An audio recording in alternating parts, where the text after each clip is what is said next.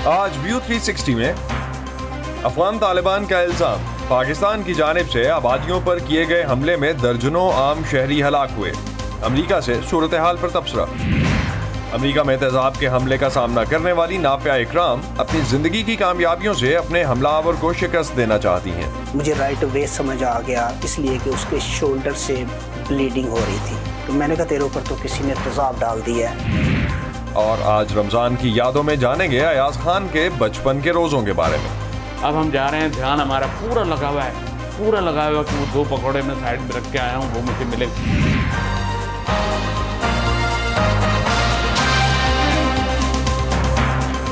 Voice of America के Washington studios में आप सबको खुशामदीद। आप देख रहे हैं प्रोग्राम व्यू 360 और मैं वसाउल्लाह खालिद। पाकिस्तानी फौज की तरफ से हफ्ते के रोज अफगानिस्तान में फजाई हमलों के बाद तालिबान की तरफ से सख्त रद्द-ए-अमल सामने आया है। अफगान तालिबान का कहना है कि इन हमलों में हलाक होने वाले अफराद की तादाद 47 हो गई है, जिनमें खवातीन और बच्चे भी शामिल हैं। इन हमलों के बाद कल से तालिबान की तरफ से पाकिस्तान के खिलाफ सख्त बयानात सामने आए हैं। तालिबान के तर्जुमान ज़बीउल्लाह मुजाहिद ने BBC से बात करते हुए पाकिस्तान को आइंदा ऐसे इक़दामात से बाज रहने के लिए खबरदार करते हुए कहा कि अगर हम अमरीका से जंग लड़ सकते हैं तो पाकिस्तान के खिलाफ भी खड़े हो सकते हैं। अफगानिस्तान में फ़ज़ाई हमलों से मुतालिक पाकिस्तान की फ़ौज का ताहाल कोई बयान सामने नहीं आया है। इतवार को पाकिस्तान के दफ्तर ख़ारजा ने अफगानिस्तान से मुतालिक एक बयान जारी किया था, मगर इसमें भी फ़ज़ाई हमलों का कोई जिक्र नहीं किया गया है। अमरीकी महकमा ख़ारजा के तर्जुमान नेड प्राइस से पीर की ब्रीफिंग में अफगानिस्तान में उन हमलों से मुतालिक एक सवाल हुआ जो कि वीकेंड पे हुए कि पाकिस्तान पर अमरीका के असर रसूख को देखते हुए क्या अमरीका अफगानिस्तान के बारे में पॉलिसी तब्दील करने के लिए पाकिस्तान पर दबाव डाल सकता है। इस पर नेड प्राइस का कहना था कि अमरीका इन हमलों के बारे में जानता है, लेकिन इस पर किसी तबसरे के लिए आपको पाकिस्तानी हुकूमत से रुजू करना चाहिए। हम पाकिस्तान को एक अहम शराकतदार समझते हैं और एक ज़्यादा मुस्तहकम, ज़्यादा महफूज और खुशहाल और सबसे बढ़ के एक ऐसे अफ़गानिस्तान के हुसूल के लिए हम पाकिस्तान के साथ मिलकर काम करते रहेंगे जो अपनी अक़लियतों, औरतों और बच्चियों समेत अपने तमाम लोगों के बुनियादी हुकूक का एहतराम करता हो। हम इलाकाई और बैनुल-अक़वामी मसाइल पर पाकिस्तान की नई हुकूमत के साथ काम करने के ख्वाहिशमंद हैं। पाकिस्तान के लिए अमरीका के साबिक सफ़ीर और जनूबी एशियाई उमूर के माहिर विलियम माइलम ने तालिबान के अफगानिस्तान का कंट्रोल संभालने के बाद से पाकिस्तानी फ़ौज के खिलाफ तहरीक तालिबान पाकिस्तान की पुरतशद्दुद कार्रवाइयों में इजाफे पर वॉइस ऑफ अमेरिका की नीलोफर मुगल से इंटरव्यू में कहा कि पाकिस्तान और अफगानिस्तान के दरमियान ताल्लुकात में और ख़ास तौर पर ख़ित्ते में इस तरह के हालात की तवक्को पहले से ही की जा रही थी। I think one would have known that once the Taliban had taken over in Afghanistan. मेरे ख्याल से ये तो पता होना चाहिए था कि जब तालिबान अफगानिस्तान पर कब्जा कर लेंगे तो वो अपने हुकूमत मुखालिफ भाइयों या मैं कहूँगा कि बागियों के साथ इत्तेहाद शुरू कर देंगे और पाकिस्तानी रियासत पर हमला करने में उनकी मदद करेंगे, क्योंकि मेरे ख्याल में तालिबान हमेशा से इस हकीकत से नाखुश रहे हैं कि वो पाकिस्तान और ISI और पाकिस्तान की फ़ौज के बहुत ज़्यादा मकरूज़ हैं। उन्हें ये भी पसंद नहीं है कि उन्हें ये बताया जाए कि क्या करना है और क्या नहीं, और ISI और फ़ौज हुक्म देने में बहुत अच्छे हैं, तो ये एक इम्तिजाज था जिसमें टकराव तो पैदा होना था। पाकिस्तान ने TTP के खिलाफ अफगान तालिबान के फ़ाल न होने पर मायूसी का इजहार किया है। दूसरी जानिब अफगान अबूरी हुकूमत ने पाकिस्तान की जानिब से कुनड़ और खोस सूबों में दहशतगर्दों की पनाहगाहों को निशाना बनाने वाले फ़िज़ाई हमलों पर एहतजाज किया है और मज़ीद हमलों की सूरत में संगीन नताइज से खबरदार किया है। पाकिस्तान और तालिबान के ताल्लुकात किस तरफ जा रहे हैं? मुझे खदशा है कि दोनों मुल्कों के दरमियान एक मखासमाना सूरत हाल पैदा हो रही है, जिसमें अफगानिस्तान में तालिबान को और भी ज़्यादा क़दामत पसंद रवैया इख्तियार करने से रोकने में पाकिस्तानियों की आवाज़ कम मौसर हो जाएगी और वैसे ही उनका झुकाव कहीं ज़्यादा क़दामत पसंद हो रहा है और वो ऐसी रुज्जत पसंद पॉलिसियों की तरफ जा रहे हैं। मैं हर तरह के इम्कानात देखता हूँ जिससे मज़ीद बिगाड़ पैदा होगा, लेकिन ये कहना मुश्किल है कि मामलात किस तरफ जा रहे हैं। मसला ये है कि बिलाशुबा दोनों ही मुल्कों में सियासत इस वक्त इंतहाई गैर मुस्तहकम है। बज़ाहिर तालिबान को इस वक्त अफगानिस्तान में इख्तिदार हासिल है, लेकिन वहाँ अब भी बागी ग्रोह मौजूद हैं जिनमें दाइश और दीगर बागी ग्रुप शामिल हैं। पाकिस्तान में अभी अभी एक ऐसी हुकूमत का खात्मा हुआ है जिसने गैर आइनी तौर से इख्तिदार में रहने की कोशिश की। पाकिस्तान में सियासत इससे कहीं ज्यादा प्रगंदा है जैसे वो आमतौर से होती है, और फौज का अपनी फैसला साज पोजीशन से दस्तबरदारी का भी इम्कान नहीं है। लिहाजा दोनों ममालिक में एक ऐसा अदम इस्तेहकाम है जो कि किसी खुशगवार अंजाम पर ख़त्म होने वाली कहानी का नुस्खा नहीं है। दूसरी जानिब रूस यूक्रेन जंग को 1.5 माह से ज़ायद का अरसा हो चुका और शदीद जानी और माली नुकसान के साथ साथ तिजारती सरगर्मियाँ तकरीबन मुकम्मल तौर पर बंद है। इस जंग की वजह से पाकिस्तानी ताजिर किन मुश्किलात का सामना कर रहे हैं, जानते हैं वॉइस ऑफ अमेरिका के नजरुल इस्लाम की इस रिपोर्ट में। 1.5 महीने से जारी रूस यूक्रेन जंग से जहां दुनिया भर में तेल और गैस की कीमतों में इजाफा हुआ है, वहीं इसका असर इंपोर्ट एक्सपोर्ट के कारोबार से मुंसलिक पाकिस्तानी ताजिरों पर भी पड़ रहा है, जिनके कारोबार सी पोर्ट गैर फाल हो जाने की वजह से रुक गए हैं। दर्जनों ज़रूरी अजनास समेत एक मुहतात अंदाजे के मुताबिक पाकिस्तान में पैदा होने वाला 40% सिट्रस फ्रूट यूक्रेन और रूस को ही बरामद होता है। मियां नूर बादशाह सूबा खैबर पख्तूनख्वा के शहर मर्दान के चैम्बर ऑफ कॉमर्स की एग्जीक्यूटिव बॉडी के रुकन हैं। वो अरसा दराज से यूक्रेन के साथ चावल, सोयाबीन ऑयल, टेक्सटाइल और सब्जियों का कारोबार करते थे। ताहम जंग के बायस तिजारती सरगर्मियों में खलल की वजह से अब वो सख्त परेशानी का शिकार हैं। जंग की वजह से अब हम उस पर न टैक्सी दाखिल कर सकते हैं, न उसको सेल कर सकते। इसी तरह हमारे दोस्तों ने जो अपने बिजनेस के लिए अपना वो सेटअप किए हुए, तो वो भी वहाँ पे वो फंस गए थे। इसी तरह यहाँ से जो मैंने वो राइस भेजे हुए थे वो भी वो देसी पोर्ट पे पड़े हुए। अब जंग की वजह से हम वहाँ पे न जा सकते, न हम उसको सेल कर सकते। पाकिस्तान का शुमार दुनिया के उन चंद ममालिक में होता है जिसने 90 की दहाई में यूक्रेन को बतौर आज़ाद मुल्क तस्लीम करने में पहल की थी।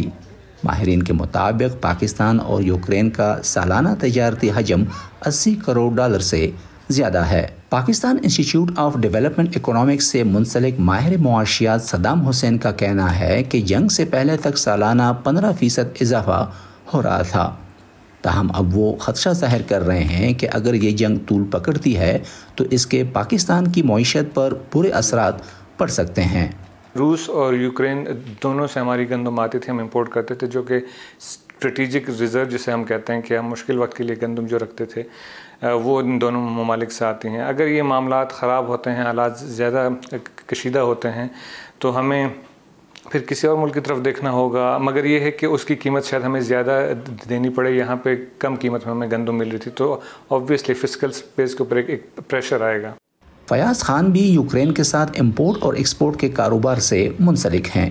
वो तिजारत की गर्ज से यूक्रेन के साहली शहर ओडेसा में मौजूद थे कि रूसी अफवाज ने हमला कर दिया।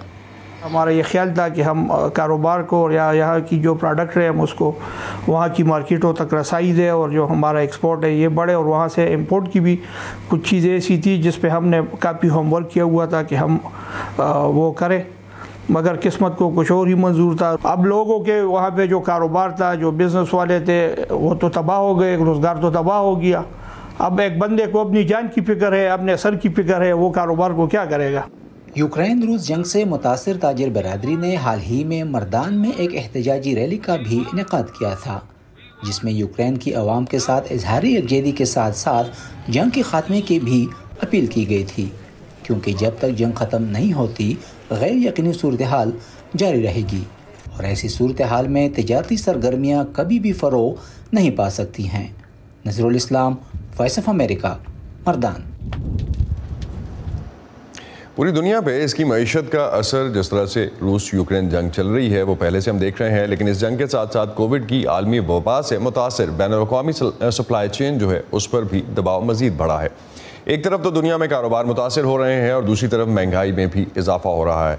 वॉइस ऑफ अमेरिका की इस रिपोर्ट में हम जानने की कोशिश करते हैं कि दुनिया भर में बुनियादी अशियाए ज़रूरत की कीमतों में इजाफे ने अवाम की जेबों पर कितना बोझ डाला है। काश्तकारी आसान नहीं है। तमाम किसानों की तरह चक फ्राई का इन्हिसार भी मौसम के रहमो करम पर है, लेकिन उन्होंने कभी भी इन परेशानियों की तवक्को नहीं की थी जिनका उन्हें वबा और अब यूक्रेन की जंग की वजह से सामना है। खेत खलियानों की सतह पर आलमी सप्लाई चेन तबाहकुन सूरत हाल में है। चक फ्राई एक डेयरी फार्मर हैं, लेकिन वो जौ और अल्फा समेत मुख्तलिफ फसलें भी काश्त करते हैं। इसका ज्यादातर हिस्सा उनकी गायों की खुराक में सर्फ होता है। फसल उगाने के इस मौसम में जरूरी अशिया की लागत आसमान को छू रही है। खाद की कीमतें पिछले साल के मुकाबले में तकरीबन 3 गुना बढ़ गई हैं। चक फ्राई 900 किलोग्राम खाद के लिए तकरीबन $330 अदा करते थे, लेकिन इस साल ये अदायगी $800 से जायद रही। मसला उस वक्त शुरू हुआ जब वबा ने पैदावार और तरसील में खलल डाला। फिर खाद के बेशतर अज्जा तैयार करने वाले मुल्क रूस ने यूक्रेन पर हमला कर दिया, जिसके नतीजे में तरसील में मजीद रुकावटें, खरीदारी में अफरा तफरी का माहौल, जखीरा अंदोजी और दीगर मसाइल पैदा हुए। माहिर इक्तिसादियात क्रिस टांग का कहना है कि हाईवे ट्रैफिक की तरह पूरी आलमी सप्लाई चेन भी सुस्त रवि का शिकार है। ये खलल बिल्कुल ऐसे है जैसे कोई गाड़ी चलाने के लिए एक्सेलेरेटर पर पाँव रखे लेकिन कोई दूसरा ब्रेक लगा दे, जिससे ट्रैफिक जैम और ताखीर पैदा हुई। जब आपको एक सप्लायर से रसद नहीं मिलती तो उसकी वजह से दूसरों पर दबाव बढ़ता है, क्योंकि सप्लाई हर एक के लिए काफी नहीं होती। चक फ्राई का कहना है कि डीजल की कीमत दुगनी से ज्यादा हो गई है। उनके ट्रैक्टर में 1135 लीटर ईंधन की गुंजाइश है। ये वो तेल है जो आपकी मेज पर खाने की मौजूदगी मुमकिन बनाता है। अगर इस ट्रैक्टर का डीजल खत्म हो जाए तो मैं अपनी फसलों की काश्त नहीं कर सकता। ताज़ा तरीन चैलेंजेस से पहले भी किसानों को वबा की वजह से आलमी सप्लाई चेन में रुकावटों का सामना था। उनका कहना है कि उन्हें अपने मवेशियों के लिए दवाएं तलाश करने में दुश्वारी का सामना करना पड़ रहा था, क्योंकि इसका बेशतर हिस्सा चीन से आता है। एशिया से आने वाले माल से भरे बहरी जहाज पिछले साल अमरीकी बंदरगाहों पर खड़े रहे। ट्रक ड्राइवरों की कमी ने सामान की तरसील में मजीद ताखीर की। अगर चीन की पैदावार बार बार चले और फिर रुक जाए, जब भी वो फैक्ट्रियां बंद करते हैं तो पैदावार नहीं होती, फिर जब पैदावार दोबारा शुरू होती है तो उसके नतीजे में ट्रैफिक जैम हो जाता है, बिल्कुल हमारे फ्रीवे की तरह। जब मजबूत तलब के दरमियान सप्लाई कम होती है तो कीमतें बढ़ जाती हैं, जिससे अफरात-ए-ज़र पैदा होती है। हमारी दुनिया आपस में जुड़ी हुई है, इसलिए एक मुल्क में अफरात-ए-ज़र दूसरे मुल्क में भी महंगाई का बाइस बनती है। डेयरी फार्म पर फ्राई का कहना है कि उन्हें अपनी आइसक्रीम की कीमतों में 10% इजाफा करना पड़ा। आइसक्रीम की कीमतें बढ़ गई हैं क्योंकि इनकी तैयारी पर उठने वाली लागत बढ़ गई है। मैं यकीनी तौर पर जानता हूं कि अशिया खुर्द नोश की कीमतें बढ़ने वाली हैं और तलब और रस्म में मुताबिकत न होने की वजह से ऐसे ही रहेंगी। बहुत से किसानों की तरह चक फ्राई का कहना है कि उन्हें बढ़ती हुई कीमतों को पूरा करने के लिए पैदावार में कमी करना पड़ सकती है, ताकि 1800 की दहाई से कायम अपने खानदान में मौजूद इस फार्म को बरकरार रख सकें। एलिज़ाबेथ ली के साथ Sadia Zebran Jha, voice of America.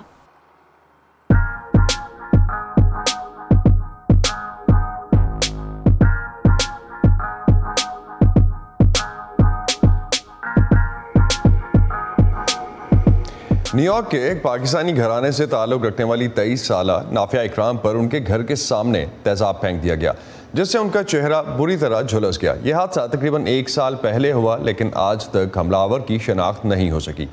Aiza Irfan ने जानने की कोशिश की है कि इस वाक़े ने पूरे ख़ानदान की ज़िंदगियों पर क्या असर डाला है। इस रिपोर्ट में चंद तस्वीर ऐसी हैं जो बाज़ नाजरीन के लिए तकलीफ दे हो सकती हैं। वो चाहते हैं कि आप खुद से नफरत करें, खुद को बदसूरत तस्वुर करें और इस पर शर्मिंदा हों, मगर आप ऐसा मत होने दें, क्योंकि अगर आपने ऐसा होने दिया तो जिसने भी ये किया है वो जीत जाएगा। न्यूयॉर्क के इलाके लॉन्ग आइलैंड में एक पाकिस्तानी खानदान से ताल्लुक़ रखने वाली 23 साला नाफिया इकराम को मार्च 2021 में उनके अपने घर के सामने तेज़ाब के हमले का निशाना बनाया गया। क्यों और किसने, ये अभी तक एक मुअम्मा है। नाफिया जो प्री मेडिकल की तालिबा हैं, उस रात एक मुकामी फार्मेसी में अपनी मुलाजमत से वो घर वापस पहुंची ही थीं कि घर के बाहर खड़े एक शख्स ने इन पर बैटरी एसिड फेंक दिया। वो मेरे चेहरे पर कुछ फेंक कर भाग गए और मैंने अपनी आंखें भींच ली। जब मैंने आंखें खोली तो वो जा चुके थे। मैंने सोचा ये क्या हुआ, मुझे लगा किसी ने मेरे साथ मजाक किया है और मेरे चेहरे पर कोई जूस फेंक दिया है। लेकिन चंद सेकंड बाद जब मुझे जलन शुरू हुई तो मैं डर गई। मैं तेजी से घर के अंदर की तरफ भागी, जहाँ किचन में मेरे वालिद खड़े थे। मुझे राइट वे समझ आ गया, इसलिए कि उसके शोल्डर से ब्लीडिंग हो रही थी। तो मैंने कहा तेरे ऊपर तो किसी ने तेज़ाब डाल दिया है। उसी वक्त मैंने स्क्रीमिंग शुरू कर दी है। अपनी वाइफ को कहा कि पुलिस को कॉल करो। मैं तेजी से किचन की तरफ भागी और मैंने देखा कि मेरी बेटी वहाँ खड़ी है और इसके चेहरे का रंग सुरमई हो चुका था, राख सा सुरमई। मैंने इसे बाथटब में डाला और इसके कपड़े उतारने लगी। मेरे अपने हाथ भी जल गए थे जो कि अब ठीक हो चुके हैं। उन्होंने मेरा चेहरा अपने हाथ में ले लिया और रोने लगी, मेरे खुदाया मेरी खूबसूरत बेटी। इस हादसे के बाद नाफिया की जान तो बच गई, मगर वो अपनी दाहिनी आंख की 90% बीनाई खो चुकी हैं। इनकी खुराक की नाली को सर्जरी के जरिए बहाल किया गया और इसका इलाज जारी है। नाफिया के चेहरे के खदोखाल और दीगर अज़ा की बहाली के लिए अगले 2 साल तक इन्हें कई सर्जरी से गुजरना होगा। मैं कुछ भी निगल नहीं पाती थी। पुडिंग और दही जैसी चीजें भी गले से नहीं उतरती थी। मेरे होंठ जख्मों की वजह से मेरी नाक को छूने लगे। देखें, मैं अपना पूरा मुंह भी नहीं खोल सकती। इस सब को काट कर मेरे कूल्हों से जिल्द लेकर मेरे मुंह के गिर्द लगाई। उन्होंने मेरे कंधों में इम्प्लांट्स डाले हैं। इसका मकसद ये है कि मेरी जिल्द को मुसलसल खींच के रखा जाए ताकि इससे इजाफी जिल्द बने, जिससे मेरे मुतासरा आसाब और जिल्द की जगह नए नर्व्स और टिश्यू लगाए जा सकें। इस सब के बावजूद नाफिया ने इस हादसे को अपने रास्ते की रुकावट नहीं बनने दिया और तालीम का सिलसिला दोबारा शुरू कर दिया। इसके बाद सब कुछ बदल गया। मैं अब काम पर नहीं जा सकती। तालीम हासिल करना भी बहुत मुश्किल हो गया है, मगर मैंने हिम्मत और इस्तिकामत से काम लेने की ठान ली है और जिसने मेरे साथ ये सब किया मैं उसे कामयाब नहीं होने दूंगी। मुझे जो बनना है बनकर दिखाऊंगी। अगरचे ये मुश्किल है, मगर मैं जानती हूँ कि ये सब आर्जी है और मुझे जहाँ पहुँचना है इंशाल्लाह मैं वहाँ पहुँचूंगी। नाफिया के इलाज के अखराजात में मदद के लिए इनके एक हमसाये ने GoFundMe पेज के जरिए रकम जमा करने का सिलसिला शुरू किया। मशहूर सेलिब्रिटी शेफ पद्मा लक्ष्मी ने भी हमला आवर की शनाख्त और नाफिया के खानदान की माली मदद के लिए एक वीडियो अपील इंस्टाग्राम अकाउंट पर अपने 10 लाख से ज्यादा फॉलोअर्स से शेयर की, जिसके बाद नाफिया को मिलने वाली कम्युनिटी सपोर्ट में खासा इजाफा हुआ। तरक्की पजीर ममालिक के बरक्स अमेरिका में तेजाब के हमले के वाक़यात बहुत कम सुनने में आते हैं। नाफिया पर हमले को 1 साल गुजर चुका है, मगर पुलिस अभी तक हमला आवर का सुराग नहीं लगा पाई। इसे फ़िलहाल नफरत पर मबनी जुर्म करार नहीं दिया गया। अब ये केस मुकामी पुलिस की बजाय FBI के पास है और हमला आवर की शनाख्त करने वाले के लिए $40,000 का इनाम भी है। नाफिया और इनके वालिदैन मुजरिम के ना पकड़े जाने के सबब ज़हनी दबाव का शिकार हैं। सही पूछे तो जो है ना, ये एक ऐसी पेन है कि जिसको ना बंदा डिस्क्राइब नहीं कर सकता। सुबह उठता हूँ तो मेरा ज़हन होता है कि काश के फ़ोन उठ के देखता हूँ, मैसेज देखता हूँ कि शायद कोई पुलिस डिपार्टमेंट से कॉल आई हो कि हमने उस आदमी का पता चला लिया है। शुरू में अपना बदला हुआ चेहरा देखना बहुत मुश्किल था। मैं आईने में खुद को देखती तो रोती थी। मैं छुप कर रोती थी क्योंकि मैं नहीं चाहती थी कि मेरे वालिदैन मुझे रोते हुए देखें। लेकिन वक्त गुजरने के साथ साथ मुझे अपनी जल्द में छुपी खूबसूरती दिखाई देने लगी। मैंने जाना कि अंदर खूबसूरती को तलाश करना होता है।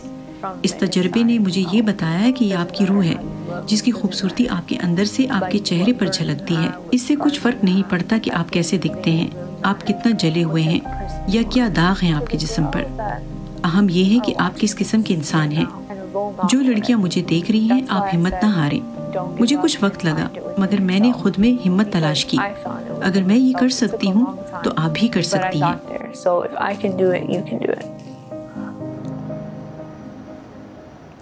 खेलकूद समेत गैर निसाबी सरगर्मियाँ भी बच्चों की जहनी और जिस्मानी नशोनुमा के लिए बहुत ज़रूरी होती हैं, लेकिन पाकिस्तान के बहुत से स्कूल ऐसे हैं जहां बच्चों को ये सहूलत नहीं मिलती। ख़ास तौर से लड़कियों को इन स्कूलों में वो सहूलियात नहीं मिलती जो शायद हमें लड़कों के स्कूल्स में मिलती हैं। आपको जल्द एक ऐसे प्लेटफॉर्म के बारे में तफसीली रिपोर्ट दिखाएंगे जो गैर निसाबी सरगर्मियों को भी उतनी ही अहमियत दे रहा है जितनी निसाब पढ़ाने को। आज इस रिपोर्ट की एक झलक।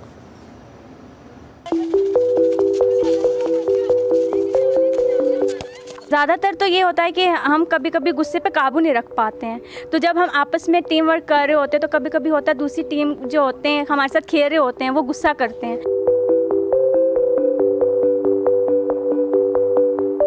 हम जब टीम वर्क होता है तो हम जो काम कर रहे होते हैं वो बहुत जल्दी हो जाता है और बहुत आसान भी हो जाता है। मैं उन्हें समझाती थी कि ये सिर्फ लड़कों वाली फील्ड नहीं है, लड़कियां भी कुछ कर सकती हैं, लड़कियां भी बन सकती हैं। तो वो आगे से ये रिप्लाई करती थी, नहीं लड़कियां कुछ नहीं कर सकती, लड़कियां जो है सिर्फ खाना बना सकती हैं, अब एक अच्छी बीवी बन सकती हैं, एक अच्छी बेटी बन सकती हैं।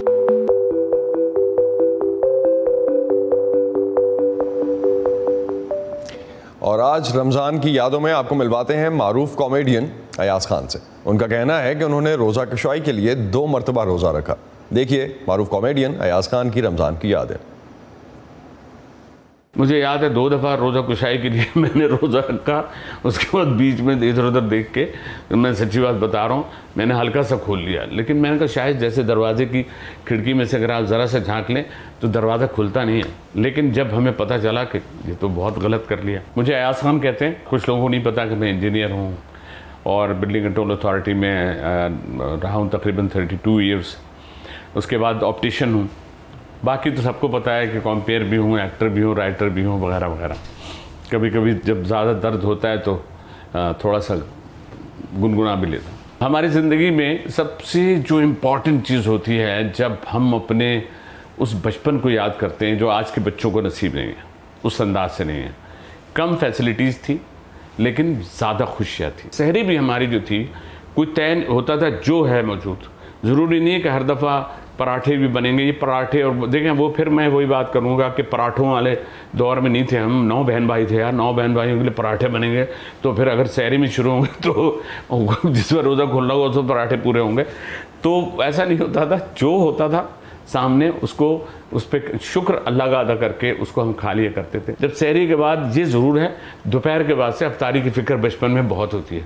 क्या बनेगा, अम्मी क्या बना रही हैं, अब छोटे हैं, चलो चलो बेटा अभी नहीं बेटा रोज़ा ख़राब होता है, इससे रोज़ा मकरू हो जाता है। ये भी हम वो हो रहा था। किसी शरबत को देख रहे हैं बड़ा मीठा लग रहा है। इसी तरह से रोज़ा कुशाई हुई तो उसके लिए तैयारी हो रही है, अलग से हमारे कपड़े बन रहे हैं, हमारा ख़ास तौर पे ख्याल रखा जा रहा है। सहरी में हमें दूध जलेबी दे के कहा जा रहा है बेटा ये भी खा लो, बेटा दूध भी पी लो, बेटा नहीं मम्मी बस वो ये ऐसा वैसा जो हम लोग कर रहे होते थे। जब पता चला कि मैंने रोज़ा रखा हुआ है तो चूँकि मैं अपने ददियाल में बड़ा था तो मेरे दादा स्पेशली वहाँ आए और फिर हम सब ने सब मिलकर खोला रोज़ा।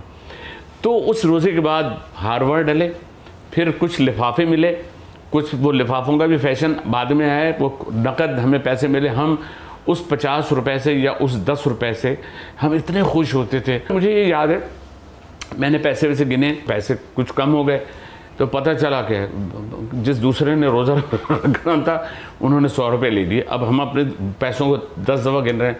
तो फिर वो अम्मी ने बताया हमें कि बेटा वो भाई ने ले लिए थे और वो दे देंगे तुम्हें। तो और भाई ने भी क्या कह रहे हैं, भाई कह रहे हूँ जब मैं रोज़ा रखूँगा ना, मैं तो छोटा हूँ, जब मैं रोज़ा रखूँगा तो तब आपका कर्जा चुका दूँगा। माशाल्लाह से आप देखिए बिज़नेस कैसा, बच्चों की सोच देखें। दस्तरखान तो फैल गए, दस्तरखान में अहतमाम में कह रहा हूँ ना, शरबत अलग है, शरबत भी 3 तरह के हो गए, हमें एक ही तरह का मिलता था लाल रंग का शरबत। अब उसमें थोड़ा सा तोखमलंगा डाला होता तो ये मुझे आज भी याद है। और चीज़ें भी ज़्यादा बढ़ती जा रही हैं, समोसे भी हैं तो रोल भी हैं तो सैंडविच भी हैं तो सालन भी है तो बिरयानी भी है। और फिर वो अगर 2 किस्तों में भी कर रहे हैं रोज़ा खोल लें, पहले अफ्तारी कर ली उसके बाद मगरिब पढ़ ली। मगर तो ये बचपन में हम भी थे, हम भी देख रहे हैं कि अभी हमने खाया है नहीं, चलो बेटा चलो चलो बेटा नमाज के लिए चलो। अब हम जा रहे हैं, ध्यान हमारा पूरा लगा हुआ है, पूरा लगा हुआ कि वो 2 पकौड़े मैं साइड में रख के आया हूँ वो मुझे मिलेंगे। तो ये जितनी भी चीज़ें हैं ना, इस बचपन को, इस अफ्तारी को, इस सहरी को आज का मुआवजा हम करें, फैसिलिटेशन बहुत हो गई, मेन्यू बहुत वसी हो गया और लोग बजाय इसके कि यहाँ घरों में खाएं वो तो होटल रेस्टोरेंट वगैरह में भी बच्चे भी जाते हैं, बड़े भी जाते हैं, पर हेड पे भी खा रहे हैं, लेकिन वो सुकून ही नहीं आता। आप भी अफ्तार और सहर में जो खाना और जिस तरह की आपकी जो ओवरऑल एक्टिविटीज़ हैं वो हमसे शेयर कर सकते हैं। रमज़ान की यादों में हम आपके साथ वो भी ज़रूर शेयर करेंगे। मेहताब अकबर राशिदी को कि उनका रमज़ान कैसे गुजरा बचपन में वो हम शामिल करेंगे आने वाले शोज़ में। इसी पर ख़त्म करते हैं आज का व्यू 360। स्टे सेफ और पाकिस्तान और खित्ते समेत दुनिया की अहम खबरों के लिए आज आप आ सकते हैं urduvoa.com पर। यह सारा कंटेंट आपको मिलेगा हमारे सोशल मीडिया प्लेटफॉर्म्स पर भी, facebook.com/VOA Urdu, यूट्यूब पर हमारा चैनल है VOA उर्दू के नाम से और ट्विटर इंस्टाग्राम पर हमारा हैंडल है @urduvoa। अब तक के लिए इतना ही। असदुल्लाह खालिद को इजाज़त दीजिए। खुदा हाफ़िज़।